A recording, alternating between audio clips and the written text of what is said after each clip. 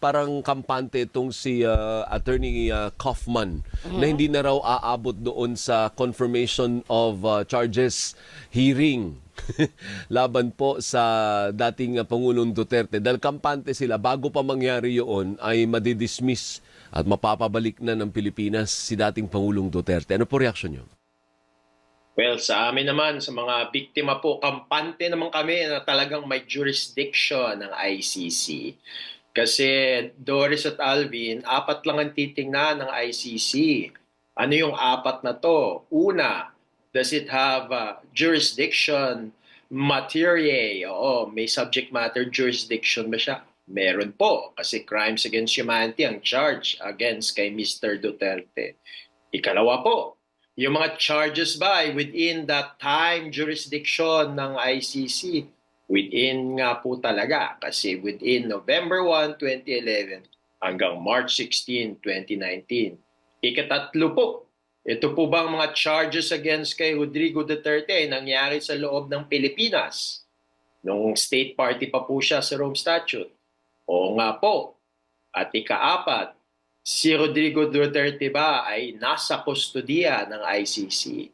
Nasa custody nga po. Kaya 4 ng pong titingnan, 4 dapat, at talagang meron po yung 4 na yan. Ayun. So maigi po na nalatag ninyo no para maintindihan din ng ating mga kababayan. Correct. Kasi ang mas nangingibabaw na naratibo if you look at the social media, lalo na nung mga unang part ng pagkaka-aresto at pagdala sa kanya, inuulit-ulit nila yung kidnapping. Correct. And the British-Israeli lawyer yesterday also argued that the ICC cannot exercise jurisdiction as the 80-year-old former president was kidnapped. Ginamit din niya ngayon yung salitang kidnap partner na ini-echo nga ng Duterte camp. Sabi ni, and I quote, sabi ni Kaufman, I view it as a kidnapping, nothing more or less. It's an extrajudicial rendition. He was given no due process, just lang over to The Hague. Ano reaction po ninyo, sir? Wala namang kidnapping. Una, meron namang arrest warrant, di ba? Galing pa nga sa ICC. Ikalawa, pinadala po yung arrest warrant na to through a diffusion. At mahalaga po na it's through the red diffusion ng Interpol. Kasi ibig sabihin talagang targeted to from the ICC towards the Philippines. Kasi kung notice lang, ibig sabihin sa buong bansang miyembro ng Interpol. Pero ito, directed siya sa Pilipinas.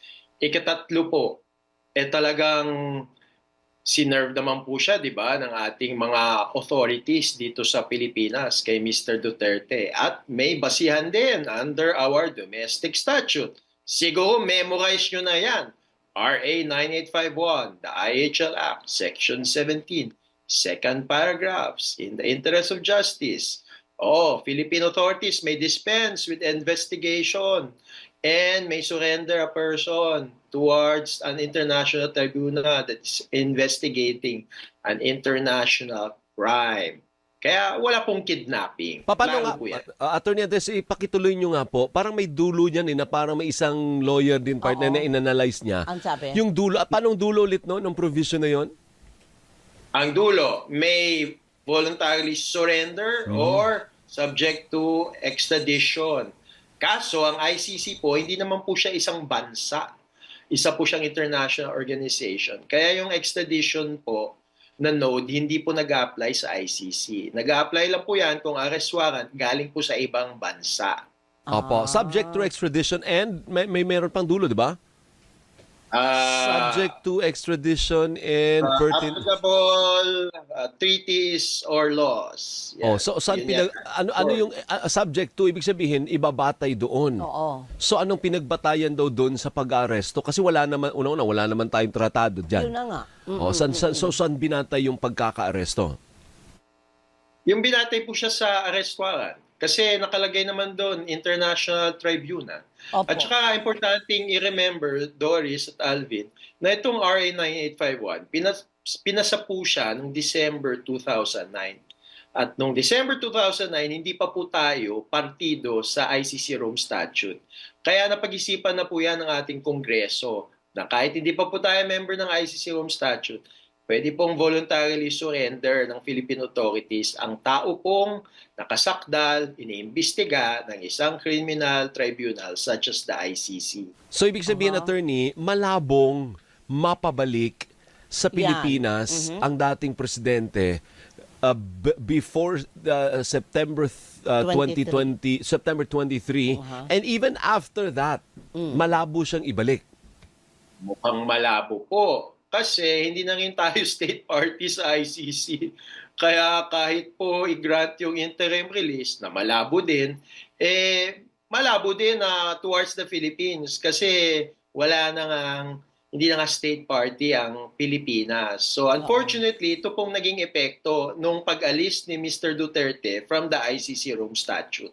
Ayun. Yun na nga po, attorney, kahit ano pa po ang pagpapaliwanag natin sa madlang people, ang nakatatak sa kanila, hindi naman na tayo, tinanggal na tayo ni Duterte doon sa ICC, kumalas na tayo. Anong pinagsasabi nyo na ang ICC ang may jurisdiction pa? So again, ikot lang, ano ang batayan? Ang sinasabi yung dahil sa pakikipagtulungan natin sa Interpol, tama po ba?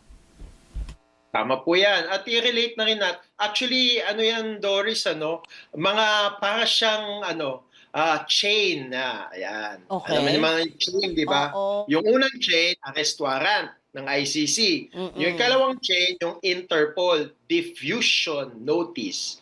Yung pinaka-last na chain ay yung RA 9851, Section 70. Okay. Kaya ano po yan, talaga yung mga chains na yan. Hindi pwedeng isang chain lang. Dapat yung tatlong chain yung tingnan natin. Ayun. Okay.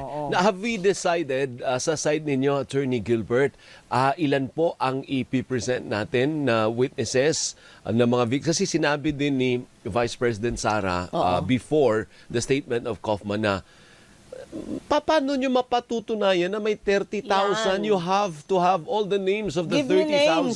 Sabi niyo gano'n. Nako, di naman po kailangan 30,000 names ang kailangan ipalabas, di ba? Ang kailangan lang po yung mga example po out of the 30,000. Kasi mukhang imposible naman talaga 30,000, di ba?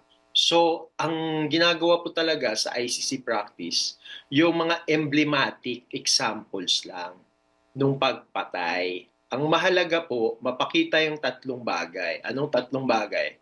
Una, merong polisiya, yung DDS o yung Philippine government ng presidente si Duterte.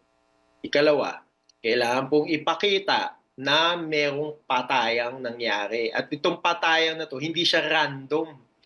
Meron pong widespread or systematic na attack sa civilian population. Ibig sabihin, meron pong pattern at laganap po siya sa buong Pilipinas. Ikatatlo, dahil sa polisiya na to at sa widespread or systematic attack na to, may patayang nangyari. Yun lang pong kailangan. Hindi po kailangan ipakita yung 30,000.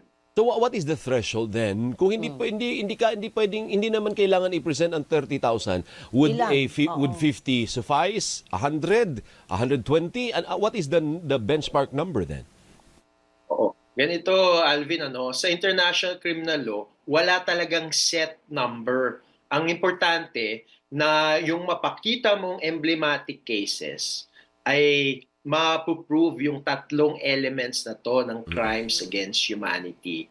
Kaya talagang walang set number. Ang importante, yung elements ng krimen. Oo. At saka pag sinabi po ba, attorney, na, excuse me, crimes against humanity, mayroon po bang number na mga tao na dapat ay masasabi natin na pasok yan sa crimes against humanity? Biktima sila, pinatay sila? Oo, wala ding Doris, wala ding set na number kasi it can go as low as 20, it can go as high as thousands. Kasi ang importante dito, hindi siya yung random na patayan kasi pwede kasing may patayan, di ba? Let's say homicide due to robbery with homicide. Random lang 'yon sa buong Pilipinas. Kahit na marami 'yon, kung wala naman talagang koneksyon ng mga 'yon, hindi yun crimes against humanity.